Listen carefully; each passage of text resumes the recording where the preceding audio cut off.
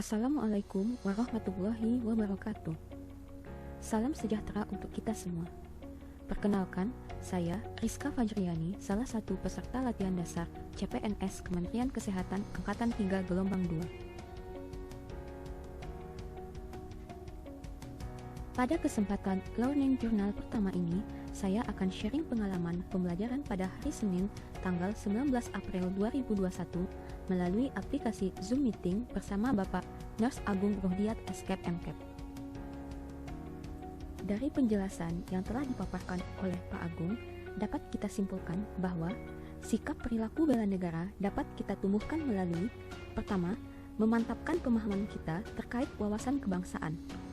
Pengetahuan tentang wawasan kebangsaan ini tentu sudah mulai kita pelajari sejak di bangku sekolah dasar.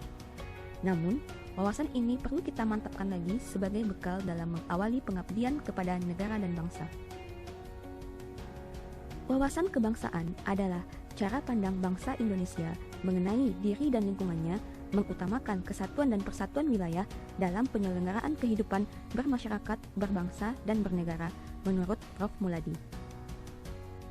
Sejarah pergerakan kebangsaan Indonesia dimulai pertama kali oleh sekelompok mahasiswa Sekolah Kedokteran Jawa di Batavia dengan membentuk Perhimpunan Budi Utomo pada tahun 1908. Di tahun yang sama, beberapa mahasiswa Indonesia di Belanda juga membentuk sebuah perkumpulan Indische Vereniging tahun 1925 berubah nama menjadi Perhimpunan Indonesia, di mana tujuan berdirinya organisasi ini adalah untuk memajukan kepentingan bersama orang Hindia di Belanda dan menjaga hubungan dengan Hindia Timur Belanda. Lahirnya Budi Utomo memprakarsai berdirinya organisasi pemuda lainnya seperti Yong Yava, Yong Sumatranenbond, Yong Islamitenbond, Yong Bataksbond, Sekar Rukun, dan lain-lain.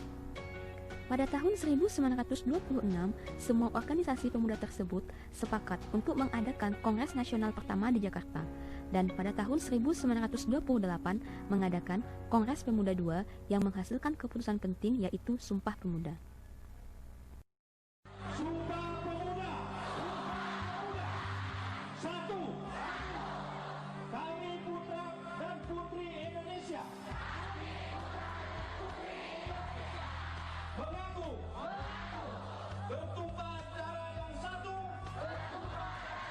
Peristiwa ini menjadi puncak pertama kebangkitan nasional yang menyatukan beragam perbedaan.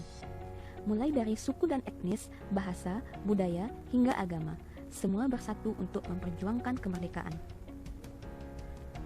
Pergerakan nasional menuju Indonesia merdeka terus berlanjut. Jepang menjanjikan akan membantu proses kemerdekaan untuk Indonesia dengan membentuk BPU PKI dan PPKI. Hingga tanggal 14 Agustus 1945, terdengar berita Jepang menyerah kepada tentara sekutu, menyulut semangat pergerakan para pemuda, mendesak Bung Karno agar segera memproklamirkan kemerdekaan Republik Indonesia. Namun, Bung Karno menolak karena hal tersebut merupakan kewenangan PPKI. Setelah melalui banyak diskusi dan rapat kecil antara anggota PPKI dan para pemuda, pada tanggal 17 Agustus 1945 pukul 10 pagi di halaman rumah Bung Karno, Jalan Pegangsaan Timur nomor 56, dibacakanlah teks proklamasi. Proklamasi. Kami, bangsa Indonesia, dengan ini menyatakan kemerdekaan Indonesia. Sangsaka merah putih dikibarkan dan lagu kebangsaan Indonesia Raya dikumandangkan sebagai pertanda Indonesia telah menjadi negara merdeka dan berdaulat. Pengetahuan tentang pergerakan nasional sebelum kemerdekaan ini menambah wawasan kebangsaan kita, bagaimana perjuangan para pemuda dan tokoh-tokoh bangsa dalam mewujudkan kemerdekaan Republik Indonesia, menjadikan Indonesia sebagai negara merdeka dan berdaulat. Perjalanan para tokoh bangsa hingga menuju Indonesia merdeka menghasilkan 4 konsensus dasar yang telah disetujui secara bersama-sama oleh seluruh elemen bangsa, yaitu Pancasila, Undang-Undang Dasar tahun 1945, Bhinneka Tunggal Ika, dan Negara Kesatuan Republik Indonesia. 4 konsensus dasar ini yang menjadi landasan dalam membentuk bangsa dan negara.